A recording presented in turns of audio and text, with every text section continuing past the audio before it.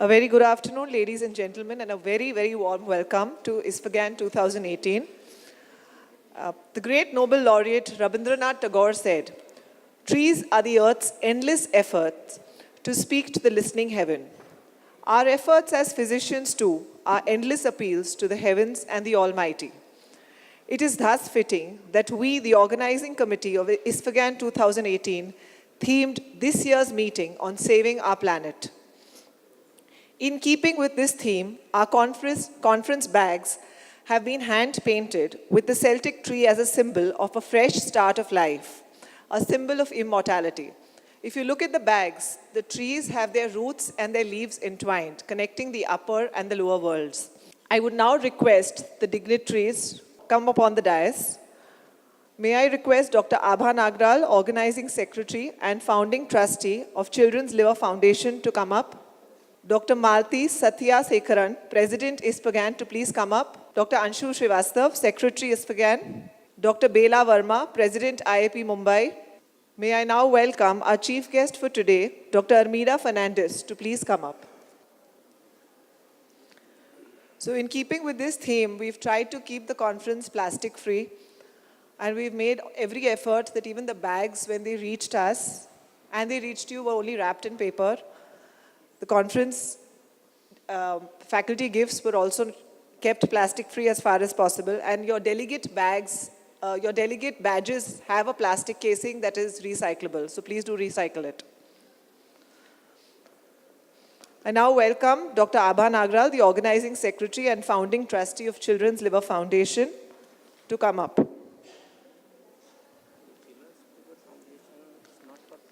It has been traditional to inaugurate every meeting with the lighting of the lamp, but this time we would like to light environmental lamps in the form of trees in the Sundarbans forest to inaugurate our conference.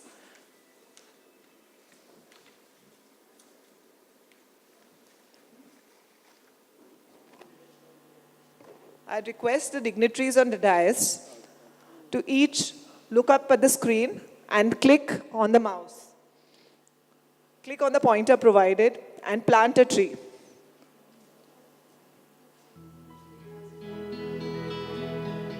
Dr. Armida Fernandez.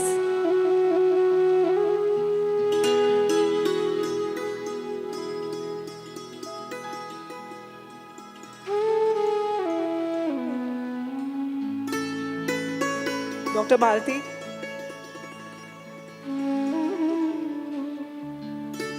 Dr. Anshu.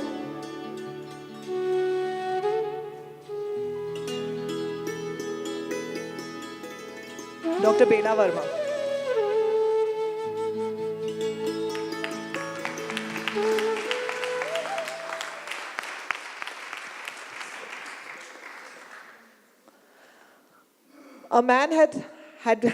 It has been said that a man has made at least a start on discovering the human life when he plants shade trees under which he knows he will never sit.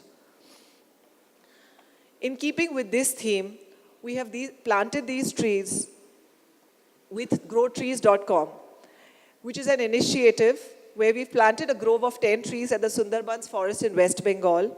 It's an initiative towards a greener planet that fights deforestation with planting trees for three primary purposes: for wildlife preservation, at the Himalayas for biodiversity, and for rural communities. We've chosen to plant trees at the Sundarbans forest, and you can visit the website and you can see the grove of trees planted. The number one on the list is by ISFGAN 2018. It makes it very special. I'd now request Dr. Abha Nagral, Organizing Secretary and Founding Trustee, to tell us how we've organized this meeting differently.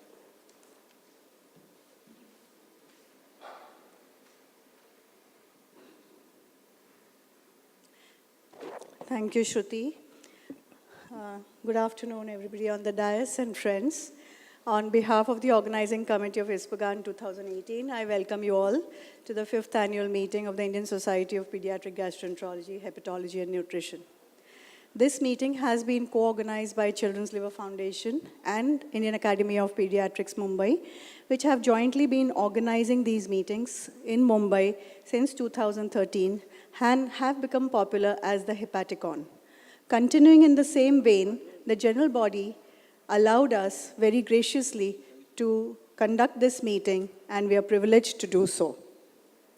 As a founding trustee of CLF, I would like to inform you that this is an NGO which, besides organizing these meetings, is actively involved in updating information related to pediatric liver diseases, like latest journal updates on the website. The proceedings of every meeting will be uploaded, including this, on the website very soon.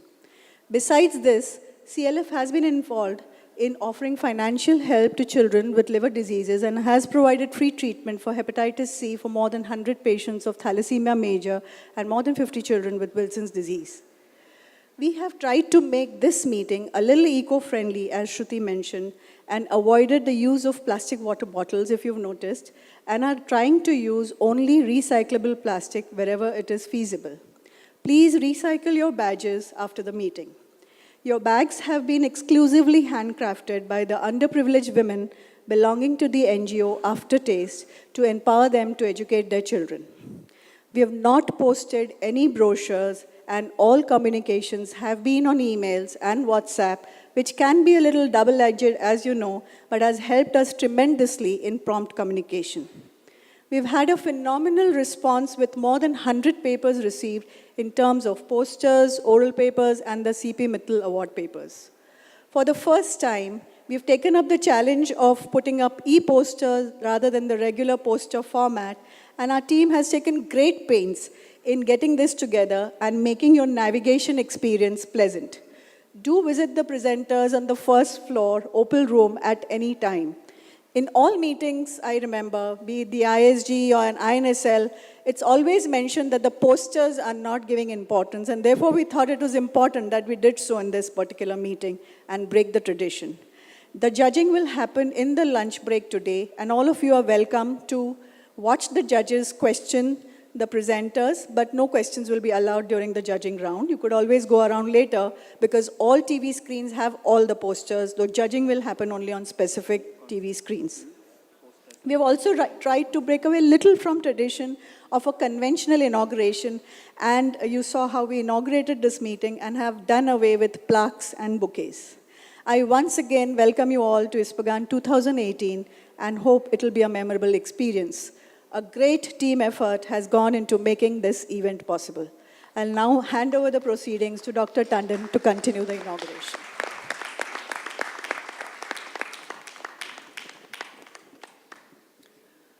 I think dealing with children, the subject of the environment and the future on their planet is very close to our hearts, so it's fitting.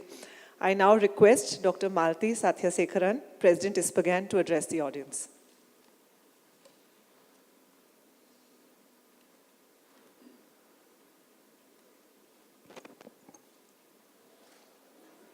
Good afternoon, respected Chief Guest, Madam Armida Fernandez, Dr.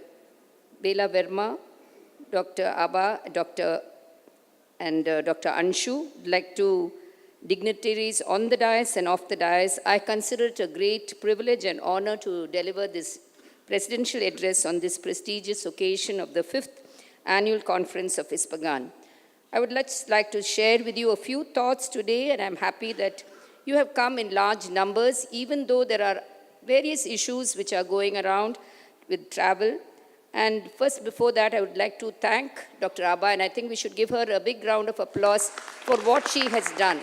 Yesterday, the meeting which was conducted here, though there were only about 500, though not only, about more than 700 were watching it online.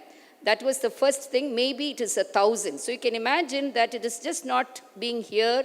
The knowledge is being spread everywhere, and I think she has done a phenomenal work, and her team has really helped her out, and we should give her a good hand. So, Pet Gastro chapter, it did have a very humble beginning in around 1986. During that time, we had stalwarts in India, were Dr. Saroj Mehta from PGI Chandigarh. We had Dr. Mittal, who's still with us here, Dr. Ban. And then in Chennai, we had Dr. Shankar Narayanan, Dr. Bhaskar Raju is attending here, and we had Dr. Anand Pandit in Pune. These were the people, and their work at that time was concentrated on diarrhea, acute, then persistent diarrhea, and they would talk about Indian childhood cirrhosis. In 1987, we had 3 founder members, and then they started, because at that time, many subspecialties of IAP had started, and they began the subspecialty chapter of pet gastro. So it was started 31 years ago. During that time, the pediatrician spirit in us, as well as the pediatric colleagues, we could not also accept that we needed pet gastro in India. So it was difficult for us whether we needed, though the specialties were slowly growing. No one knew whether we really needed these people, whether we needed this subspecialty. Though we were called super specialty, we realized we were only subspecialty. And this was our fate at that time. I remember in 1986 when I finished my DM, and I was successfully finished it. I was so excited, but then when I met Dr. Sundravalli, she was one of the pioneers in working in ICC. She came and told me, "Why did you take up this specialty? We have already 3 in Chennai." I was flabbergasted. So I was thinking, did I make a mistake? Maybe what she said was correct according to her thinking, because for her, pediatric hepatology was only ICC. And ICC was decreasing in Children's Hospital. They had very few cases. She was doing liver biopsies in ICC. And then ORS had come by that time, so ICC had gone with the wind. Diarrhea, we just started having the IV fluids. When I was doing MD, I remember there were 100 admissions for diarrhea. We were giving IV fluids, we were having cut downs. But after that, when OR therapy came, all that they needed were sincere pediatricians, postgraduates. They did not need a pediatric gastroenterologist to go and sit in OR therapy, because that also started decreasing. So our statistics decreased. So I also thought, gone, diarrhea gone, ICC gone. So what do we have? Do we have work? Then at that time, I had, by God's grace, I had the privilege of working with Professor Madanagopalan. He was probably called the father of gastroenterology, and he led me to this ocean of knowledge in gastroenterology. There's something vast in gastroenterology. It just doesn't mean diarrhea and ICC. Our thoughts changed, and then I realized that there was something more and more in gastroenterology. And he taught me gastroenterology. He taught me other things also, and he taught me the 3 R's. Simple. It's not reading, writing, arithmetic, which we talk about, but he taught me relationship. How do you build relationship with your colleagues, with your other specialties, with your people around, with your patients? And that I was fascinated by that. It is just not knowing medicine, not knowing pediatrics. He taught me how you have to look at a case anew. Don't just take a case, known case of. That was our OP chit. Known case of. No, there's no known case of. You have to review afresh, because then you learn more. Then he told me that research was very, very important, because till then, though my grandparents were doctors, my great-grandfather was a doctor, I thought a doctor would just give medicine, heal. That was the way. But he said, no, doctor has several other dimensions. You must know how to teach. You must know how to do research. Research, publish, or perish, he would say, and he would leave off. So these were the 3 things which he thinks. So building relationships with medical people, surgery people, pathologists, radiology, cardiothoracic, and at the same time, gastroenterology chapter started growing. These people had a different vision. They started looking at gastroenterology in a different way. We had Saroj Mehta still then, Shankar Naran, we have Bhaskar Raju, we have Mittal. Now we have all, Yacha, Dr. Thapa had completed by that time. We had Dr. Matai, Dr. Bhavdekar, and then they were the past presidents, and they all had a different vision. They published papers, and this was a very good paper from Pune where they showed everything is changing. Yes, ICC may be decreasing, but then you're looking at other liver diseases. And therefore, this chapter started becoming like a banyan tree. It grew, it started giving roots, it taught people like the banyan tree. It also gave shelter for those people who did not know. It helped other people to grow, and this was the thought. And therefore, pediatric gastroenterology became, instead of having 27 members and only a few states, it started spreading. So now we do have a representation in most of the states. Though there may be few states like probably Chhattisgarh, Jharkhand, where we don't have representation. Maybe each state, the number of representations are less, but definitely more. By this time, we had grown, and by 2013, we realized that now we can stand on our own. We don't have to have a subspecialty chapter of IAP, though we realize we are still pediatricians, we need pediatrics, we need IAP, we have to have our own thoughts, we should have our own forum, and therefore ISPAGAN was born, and that time Dr. Yacha took over as the president, and the secretary was Dr. Neela Mohan, and now Yanshu and I are the present office bearers. The objectives of ISPAGAN was to promote knowledge in ped gastro. How are we going to promote? It was to encourage studies, research, formulate clinical practice guidelines, establish training programs, and cooperate with other academic bodies. It was the hard work of Dr. Yacha, Dr. Thapa. All of them used to sit and write, and that time we used to find it so how they keep on asking, talking, and formulating these ideas, and Dr. John would always finalize it and give it the final polish. So it was a joy to see now pediatric gastroenterology really flying with wings. It has grown like an eagle. It is now flying in various aspects of pediatric. In liver transplant, we've seen it's grown in genetic disorders, studies on luminal diseases, therapeutics, nutrition, and it's good that it is growing up like an eagle. Like an eagle, ped gastros have to be watchful, wondering what is going to happen, and also encourage. So the future of ped gastro depends upon y'all, because the younger generation are going to be the future. You have talent, you have energy, you have enthusiasm, and you are the ones who have to grow, encourage others to grow, and help others in this line. And I would like to conclude by saying this: when you attend these meetings, some of us might feel, why attend meetings? Everything is available on the net, on the book. No, knowledge shared is knowledge gained. This is a very nice quote. Gaining knowledge may be the first step to wisdom, but when you share it, that is the first step to humanity. And this is what you will learn when you come and attend these meetings.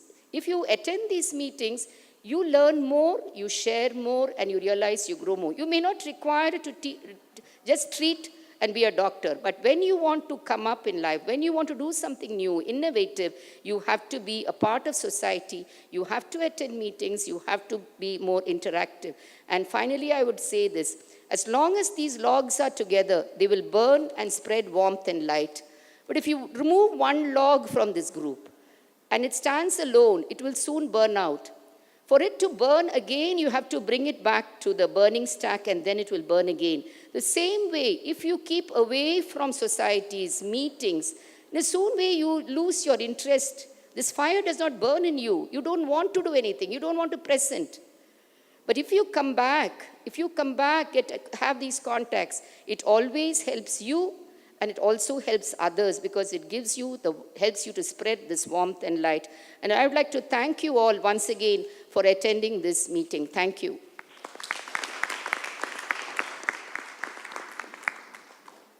Thank you, Dr. Malti. That was a wonderful message. May I now request Dr. Anshu to say a few words. Respected Professor Armido Fernandez, the chief guest of the inaugural function and founder of the NGO Sneha, Dr. Bela, who's the president of the IIP, Dr. Malati, Dr. Abha, respected teachers in the audience, distinguished faculty members, and dear friends. I think it's a pleasure for me to present the report of the Secretary for the year 2017 to 2018. During this year, the first thing which is very important to my heart is teaching and starting of fellowship programs. So 2 new centers, the Lokmanya Tilak Municipal Medical College and Government Hospital, Sai in Mumbai, and Kanchi Kamakoti Child Trust Hospital, Chennai, were approved to start the ISPAGAN Fellowship. I congratulate the new centers, and following this, now we have 6 centers who are offering the 1-year ISPAGAN Fellowship. All of these centers recruited the fellows for this year 2018 and 19 this year July, and also the last batch of the previous fellows from 4 centers, that is Medanta, Apollo, Gangaram Hospital, Delhi, and KEM Pune, successfully completed the fellowship for the year 2017 to 18, and they passed the exit examination, which was held in August. I wish to express the gratitude of the society towards the examiners, which were Dr. Praveen Kumar, Dr. Rohan Malik, and also Dr. Neela Mohan for conducting the centralized practical examination. The most prestigious award of the society, as has been mentioned, which honors the founders of pediatric gastroenterology, the Mehta, Mittal and Shankar Inauguration, was awarded to Dr. Seema Alam for the year 2018 after a thorough assessment of the applications by a committee. Congratulations, Dr. Seema. And we are awaiting to hear the oration tomorrow. As you have all witnessed the prestigious Dr. C.P. Mittal Award, there were 4 applicants. Unfortunately, one of them dropped out at the last moment, and these papers were presented. Although we are now reached about 230 members, so we were able to enroll 20 new members in the ISFGAN this year. 18 of them were life members and 2 were associate members for the year 2018. The total numbers, as I said, is now 230, and I would like to welcome our new members and also thank the previous members for their ongoing support, because as Dr. Malti said, both of us agree that unity is the strength, and whenever there is teamwork and collaboration, we are bound to achieve wonderful things. During the last 1 year, we organized 7 meetings under the aegis of the ISFGAN, which included the 4th International Liver Symposium, Debates in Liver Disease and Transplantation at Medanta in April. Then a pediatric gastroenterology update was organized by the SAT Hospital, Government Medical College, Thiruvananthapuram. Then we had an IBD awareness meet in Calcutta in June, then a pediatric gastro update in Chennai, then a one-day annual CME in MGM Medical College, Jaipur. Then we had the midterm National Pediatric Gastro meeting again in Delhi by Dr. Neelam Mohan. And then last in September, we had Hot Topics in Pediatric Gastroenterology, which were held in Chennai again. All these meetings were held in collaboration with the local IAP branches and were very well attended.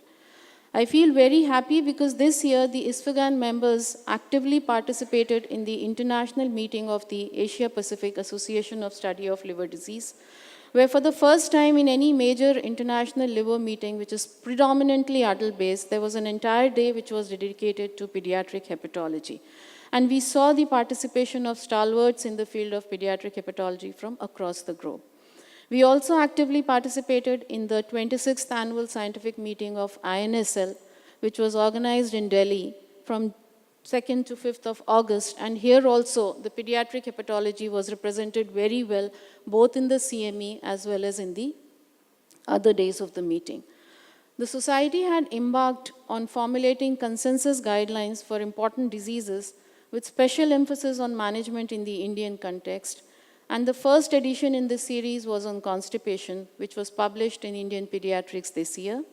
Similarly, the one on Wilson's disease, which was held with the joint support of INSL, ISFGAN, and Movement Disorder Society of India, has been published in the Journal of Clinical and Experimental Hepatology this year.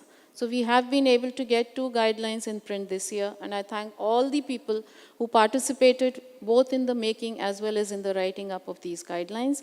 And this cow's milk protein allergy is the next one, and we have witnessed the meeting which was held last evening. We have also started the first multi-centric project on inflammatory bowel disease in children, which is ongoing, and there are 10 centers across the country who are collaborating for this, and we expect that we would be able to complete this project by June 2019. We also communicated with Central IAP, and we gave them certain information and documents which was required by them, and we have been able to have close ties with them, both with the Central IAP as well as the various state IAP chapters. And we would be having a session of pediatric gastro chapter or the ISFGAN chapter in the IAP meeting in Mumbai this year. I also wish to place my gratitude for the Celiac Support Organization for their continuous efforts. They have met Sri J.P. Nadda, who is the Minister of Health and Family Welfare, Government of India, and got the support of the ministry in forming policies regarding management of celiac disease patients. They have also talked to the Indian Council of Medical Research, and a meeting which was held with the CSO and the ICMR in September in Delhi. And important recommendations have been given to the ICMR for further work regarding celiac disease, which is now becoming a major problem in this country.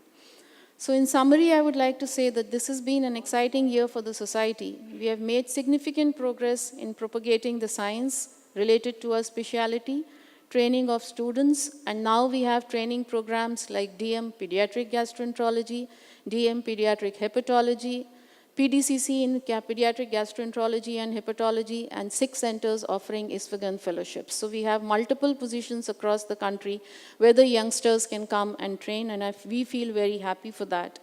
We have built up relationships with various national and international bodies, and we have been successful in formulating consensus guidelines, apart from stimulating the government also to form policies regarding management of celiac disease.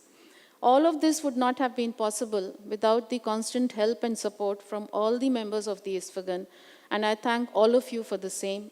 In the end, I would like to wish Dr. Abha and her team and this annual conference a great success, and I seek your support for the continuous growth of this society in various arenas of the coming years. Thank you.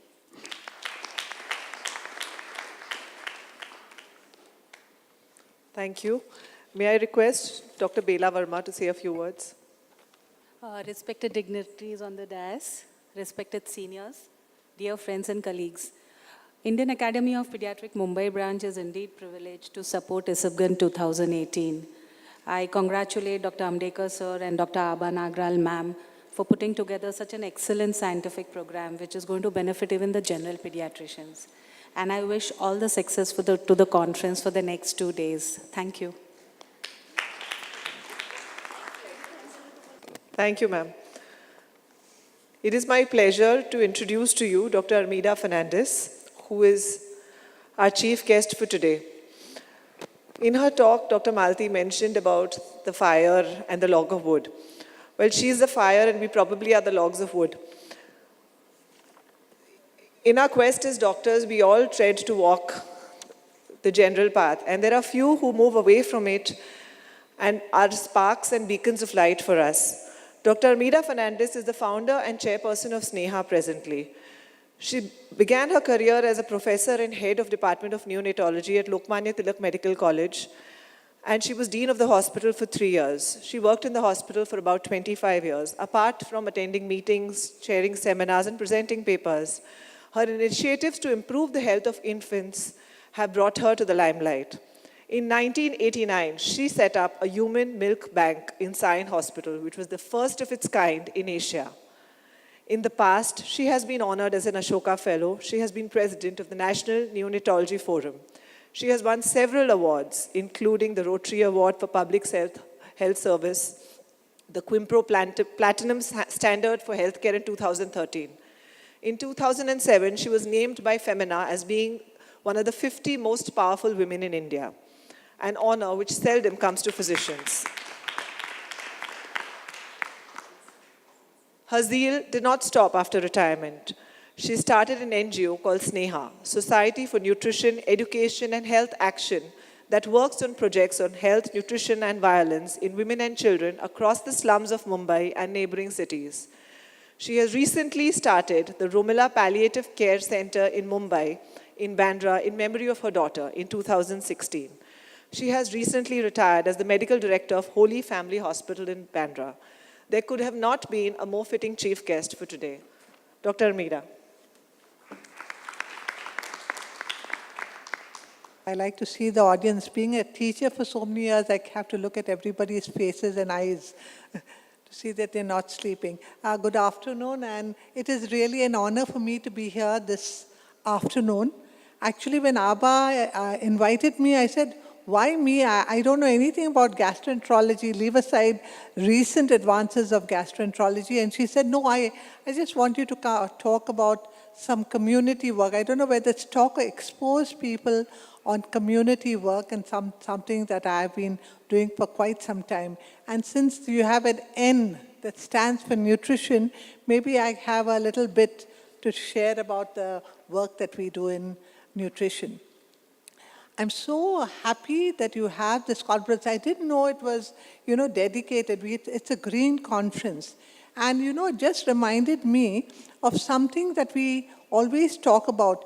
When we talk about green, the redwood forests, they have the tallest trees the tallest trees ever. It's in San Francisco, close to San Francisco. And the roots are very short. You know, normally we say sturdy tree like a banyan tree, many roots going down. Roots are very short.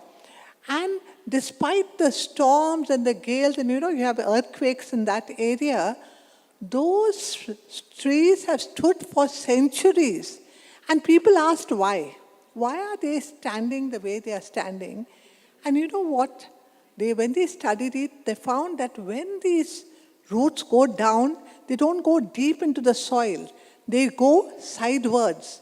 So those hundreds of redwood forest trees entangle each other's roots and support each other.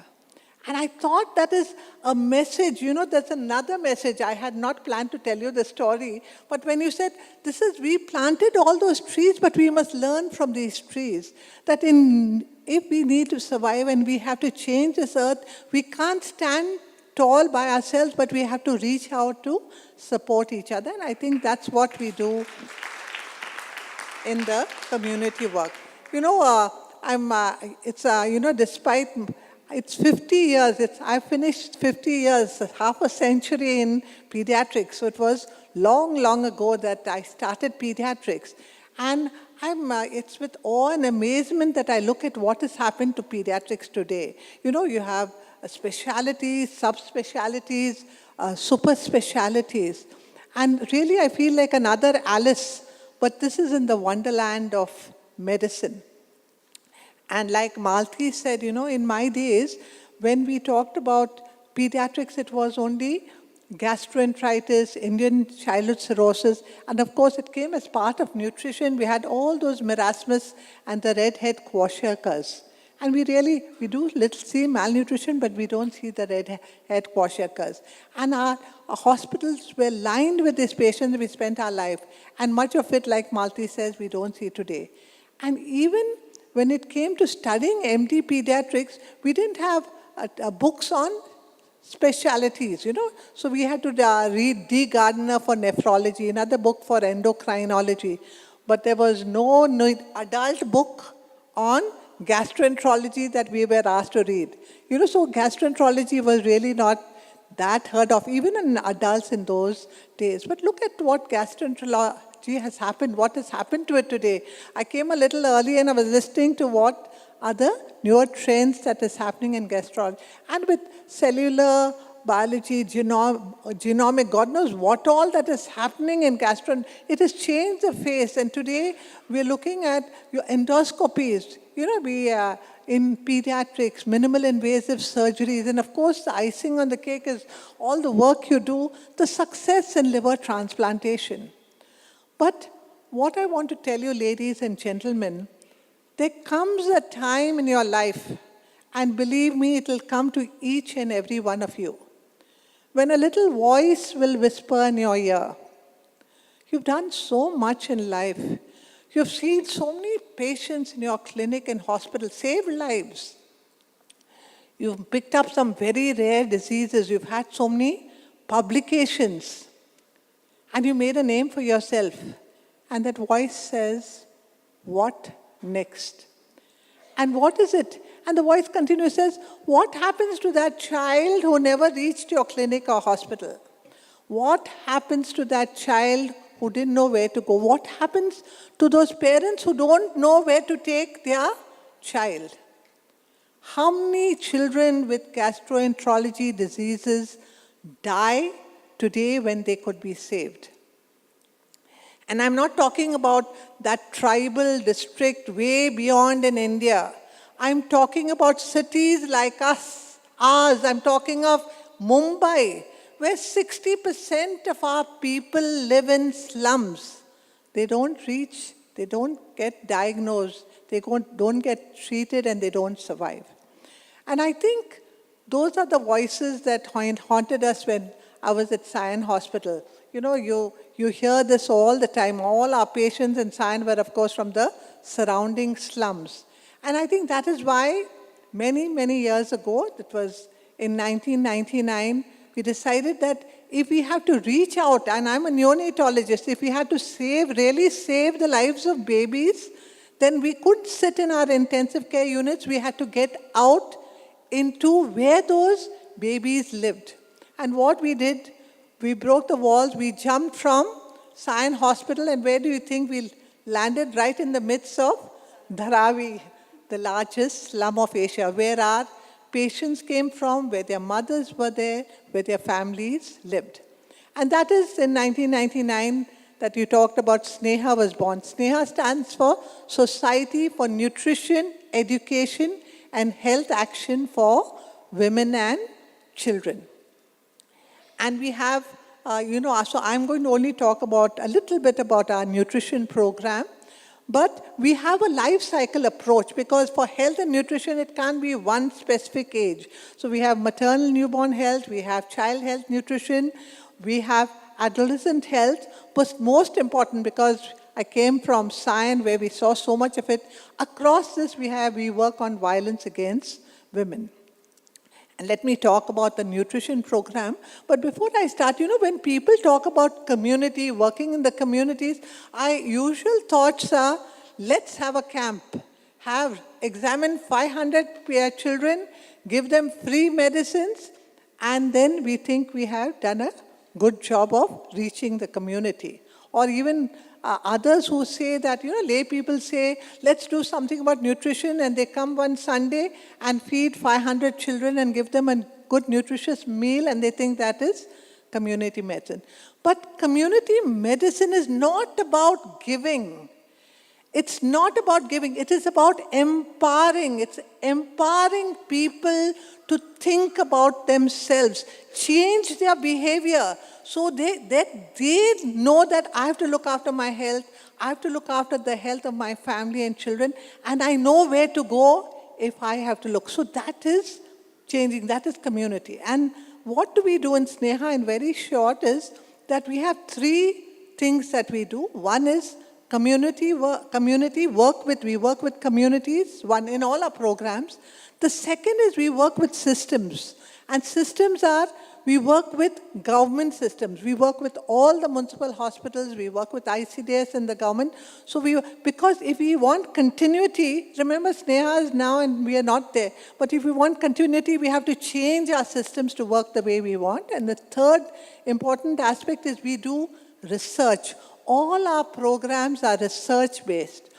Baseline, end-line, we have qualitative research, we have even, randomized controlled trials and 3 very large randomized controlled trials in the slums. So this is our work. So what do we do in the community work? And in community work is one we do, so we train people within, the health workers are from the slums themselves, and we train them, and they do regular home visits, repeatedly tell mothers about antenatal care, deliver in hospitals, exclusively breastfeed. I must say that if I don't say at any talk exclusively breastfed, then I feel guilty. You have to exclusively breastfeed your babies for 6 months, start complementary feed, immunization, and weigh your babies regularly. So this is we do at our visits. What do we do? The second, we form women's groups. The strength of the community are the women.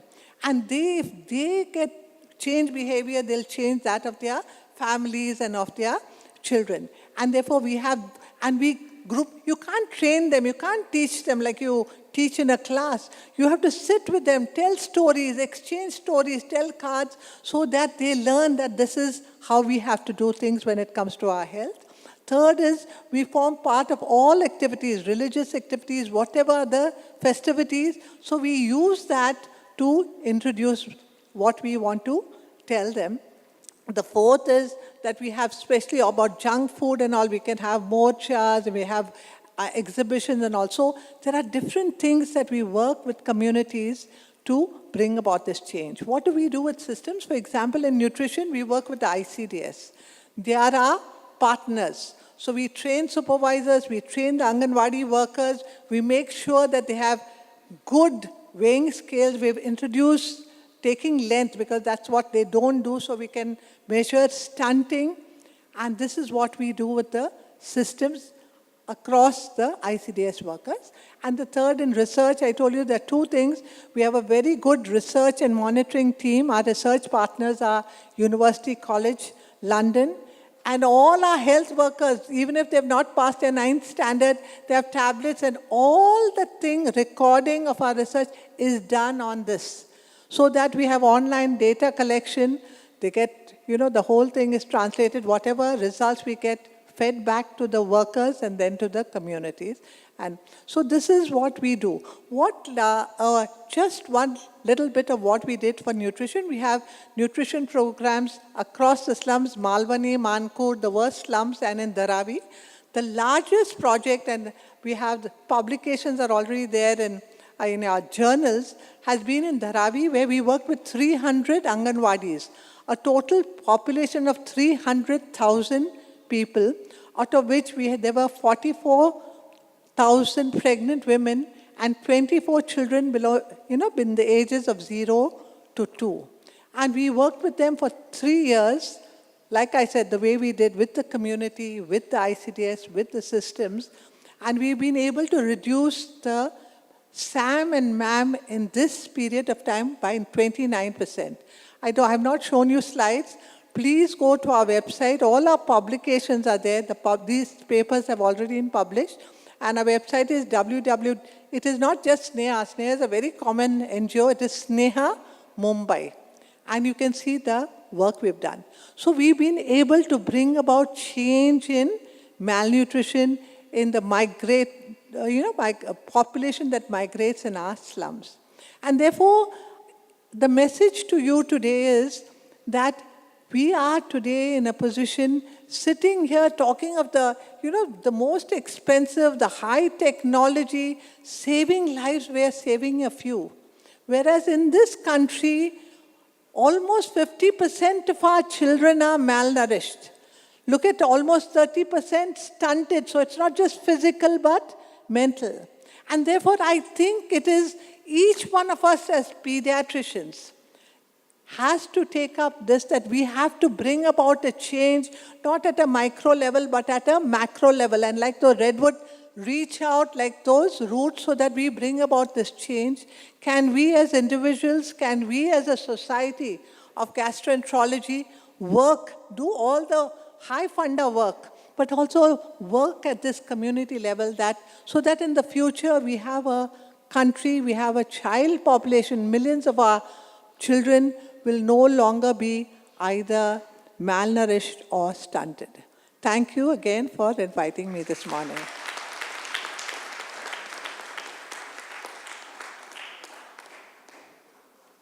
We have with us also today Dr. Naresh Shanmugam, who's here who has recently published a book on pediatric liver intensive care. May I request Dr. Naresh to please come up? I request Dr. Armida Fernandez to release the book.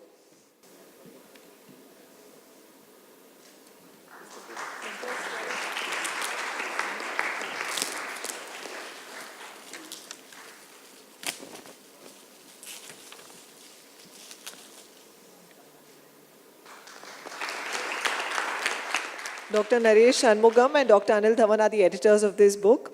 It's focused on hepatic intensive care, especially on pediatric liver transplant and its protocols. The book is available online, and Dr. Naresh has been gracious enough to hand over the loyalty proceeds of this to the society.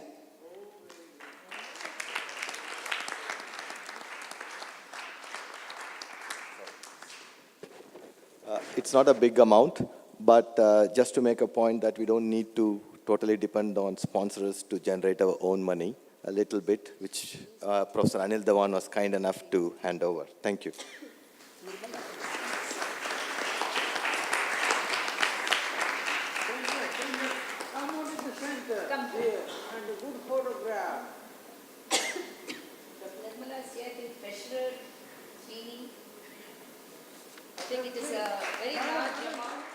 I think it's a wonderful initiative.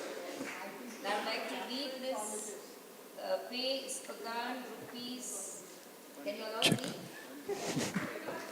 You want 1,35,000 He's put only, but it's not only. It's a long and it's come from a very big heart. And thank you so much. And thanks for all your support. And this was a very nice gesture. It really touched us. I think it's we should use this money in a better way. Thank you. Thank you.